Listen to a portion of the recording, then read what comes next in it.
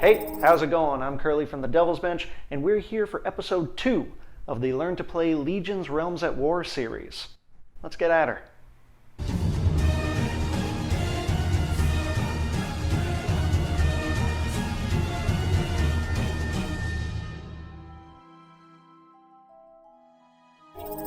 Have you ever stopped and thought to yourself, do holograms lie? Well, now you know the answer, and the answer is yes, they do lie. I lied to you. Last episode I said we were going to go over how to play the game, but there is a crucial step that we must all surpass before we get to the tabletop, and that is the ins and outs of deck construction. So let's get into that. Alright, so last episode we went through all the different races very briefly. We're going to do it again with a very different angle this time, more of how they play on the field. If you're all about aggression, you want the orcs or the titans. They're all about fast, dirty damage.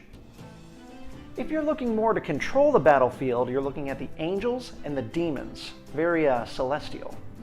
Instead of controlling the board, if you'd rather control the tempo of the match, I would look into either the heroes or the dwarves.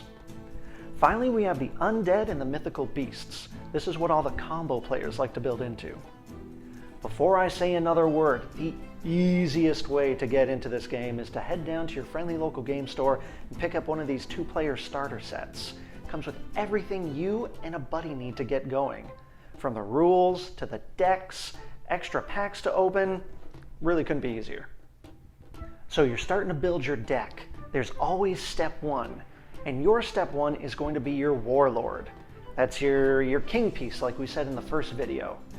Your warlord is going to dictate how you play on the field. Some are more buff-oriented, some are very aggressive, some have higher hit points. Which brings me to my next point. Always make sure to look at that damage counter max, the DCM, because that's going to dictate how long your warlord survives on the field. Remember, if the warlord goes down, it's game over. GG. So you picked your warlord. Awesome. Step 1 crossed off the list. Next, pick your synergy card. Your synergy card should, well, synergize with what you're trying to do on the battlefield, as well as work with the strategies you're about to employ with your warlord.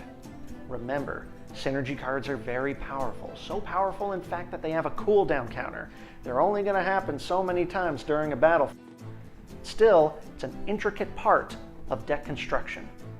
Finally, you're going to choose your guardian. Now, hold up. You're not going to find a guardian card in those 2-player starter sets. This is something coming later on, but it's something to look forward to, right?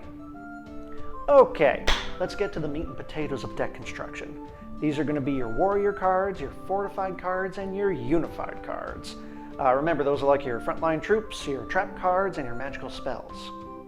So it's going to be on you to come up with a strategy about how you want to approach the battlefield. Do you want to flood the board with creatures? Do you want to rely on devious traps and crazy magical spells? That's all the fun of deck construction, and it's all at your fingertips.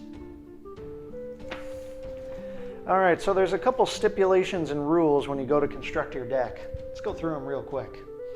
Okay, first let's talk about deck size. Your deck has to be between 50 and 60 cards to play Legions Realms at War. Now that doesn't count stuff like your warlord or your synergy or your guardian. Those are your off-board cards. They don't count towards your minimum. Now obviously you want to build a strategy, and the easiest way to build a strategy is to have multiples of the same cards sharing that same name. But there are some rules governing how many can be in your deck. When you're constructing your deck, you're going to see a whole bunch of common, uncommon, and rare cards to choose from. And you're allowed up to 3 copies of each of those that share the same name. For those very powerful renowned rares, you're only allowed 2 copies that share the same name into your deck. For the exalted rares, those crazy cards, only 1. You can have multiple exalted rares, but they all have to have different names. Hey, not too bad, right?